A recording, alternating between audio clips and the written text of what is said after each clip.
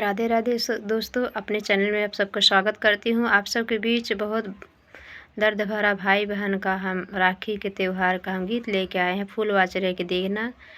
कैसा लगा कमेंट में ज़रूर लिख के बताना, और लाइक करना, शेयर करना, सब्सक्राइब करना। हमारे यूट्यूब फैमिली नए जुड़ने वाले और हमेशा हमारे भाई बहन हमारे चैनल को देखने वाले, हमारे गाने को सुनने वाले, पसंद करने भैया और हमारी बहनें, हमारी फैमिली, यूट्यूब फैमिली कैसा लगा कमेंट पे ज़रूर बताना। और आप सब खूब दिल थाम के बैठना,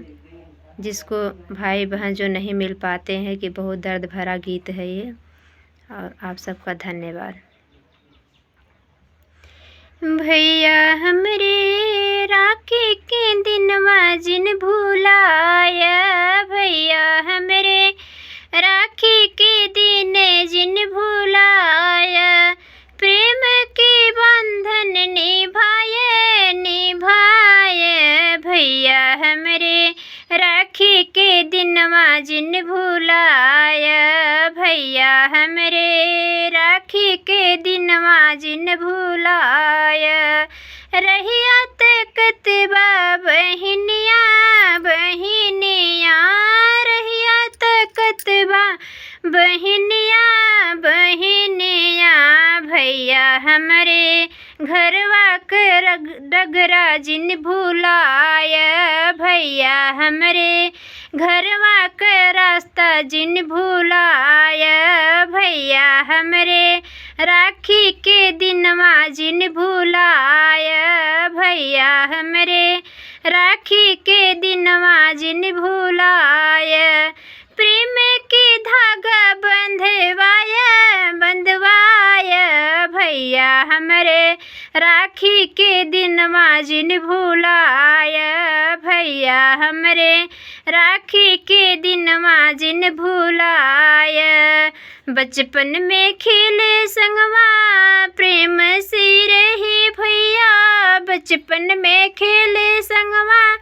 प्रेम से रहे भैया, गैल परदेसवा भैया गैल भुलाई, गैल परदेसवा भैया गैल भुलाई, भैया हमरे अपने बहन के जिन बिसराया, भैया हमरे अपने बहन के जिन बिसराया, भैया हमरे राखी के दिनवा जिन भूलाया, भैया हमरे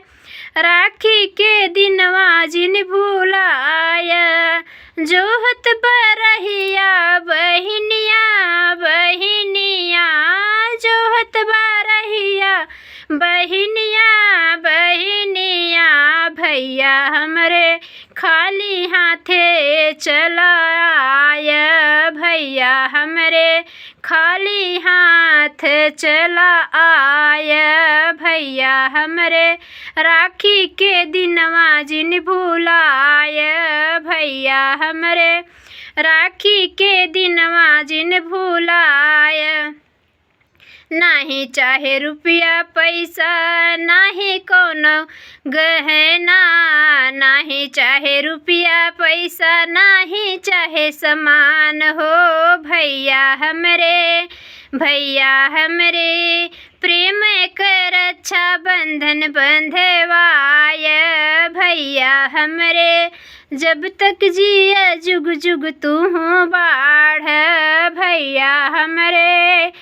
रखिया के दिनवा जिन भूलाया, भैया हमरे बहनिन का रिश्ता तू निभाया, भैया हमरे राखी के दिनवा जिन भूलाया, भैया हमरे राखी के दिनवा जिन भूलाया।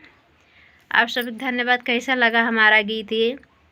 कमेंट में ज़रूर लिख के बताना। फुल वाचरा की वीडियो देखना। आप सभी का धन्यवाद।